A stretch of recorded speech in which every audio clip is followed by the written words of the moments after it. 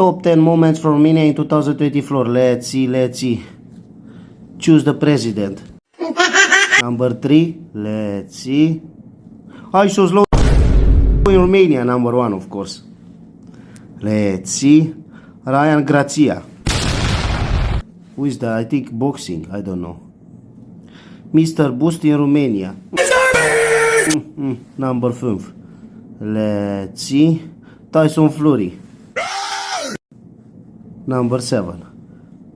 Let's see. Salam versus Adrian Copilul Minune. Pinchilin. Number 9. Very nice, very good. Bibasha Hot Play. What the hell? Number 6. Let's see. Home Alone. Number 4.